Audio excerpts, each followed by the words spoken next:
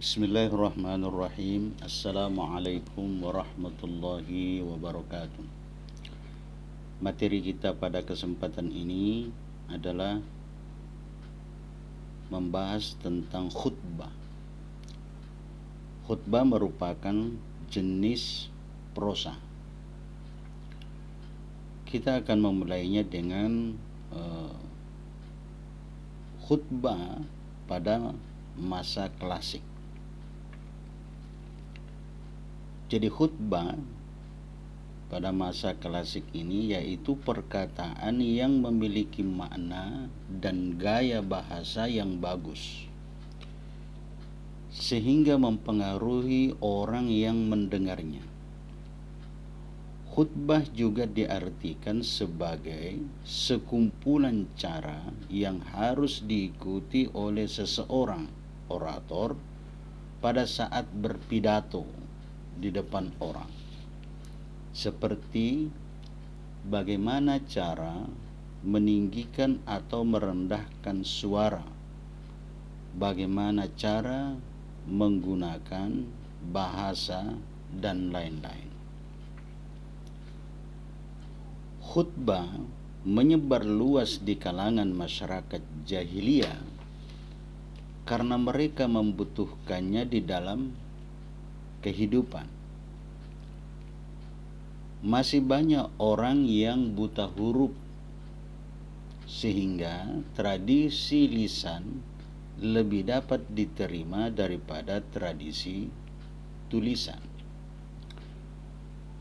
Dan khutbah ini biasanya dilakukan di tempat-tempat yang biasa digunakan untuk berkumpul, seperti pasar atau tempat peperangan.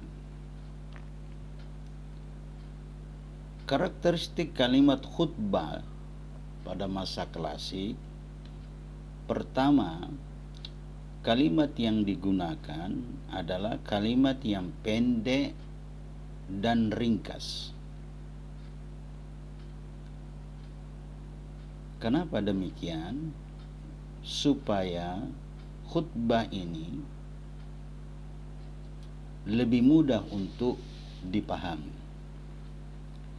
Yang kedua, kata-katanya jelas dan mempunyai arti yang mendalam. Nah, ini dilakukan dalam rangka memberi keyakinan kepada masyarakat terhadap pesan yang disampaikan dalam khutbah tersebut.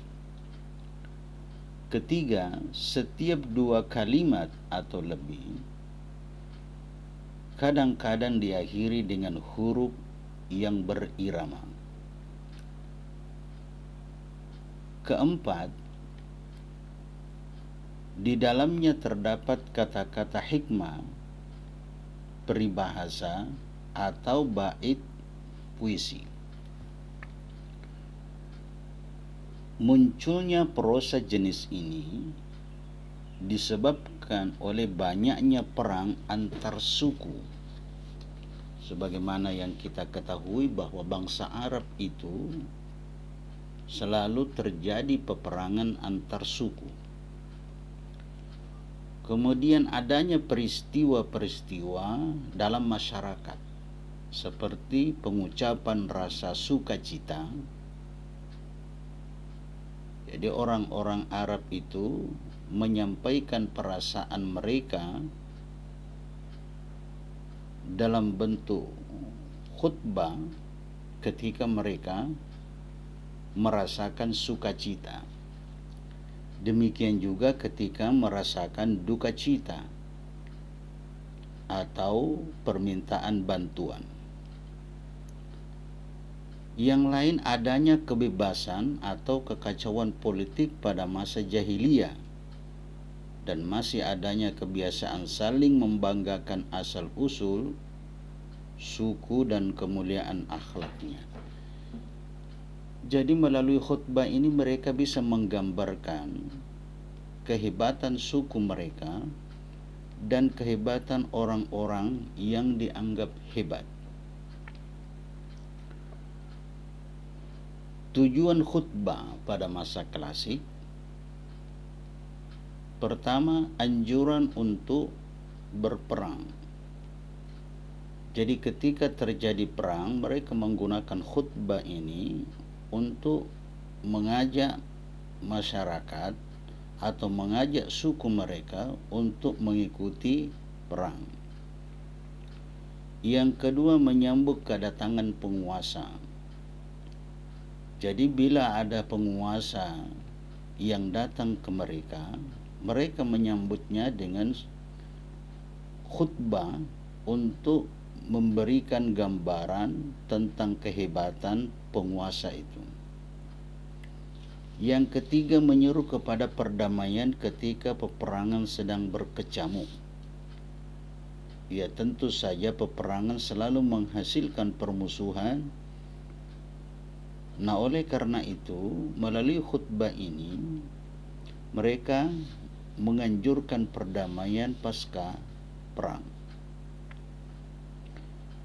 Kemudian yang keempat adalah ajakan untuk takziah dan saling menasihati. Jadi, korban dari perang itu tentu menghasilkan kesedihan, menimbulkan kesedihan. Maka setelah peperangan itu, mereka memberikan ajakan untuk saling menasihati tentang persoalan kematian.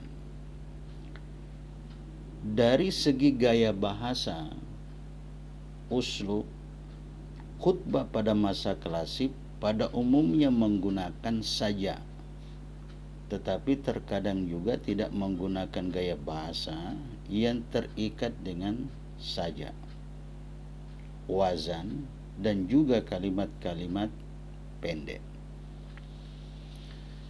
Dari segi khatib atau orator, seorang khatib harus memiliki suara yang fasih. Ini untuk memberikan kriteria seorang orator. Jadi pertama itu harus memiliki suara yang fasih. Yang kedua, memiliki ketabahan. Kemudian spontanitas, memuji dengan suara keras dan tidak merusak khutbahnya dengan berdaham, gemetar, gagap dalam berbicara, atau seringkali memegang jenggotnya. Biasanya khatib itu berdiri ketika berkhutbah dan menggunakan imamah. Seorang khatib memiliki tempat dan kedudukan yang berbeda dengan seorang penyair. Hal itu disebabkan karena seorang penyair mencari keuntungan dari syair yang dibuatnya,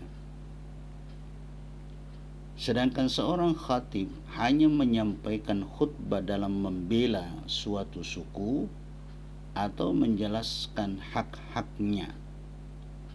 Maka dari itu, seorang khatib tidak mencari keuntungan dari khutbahnya seperti yang dilakukan oleh penyair.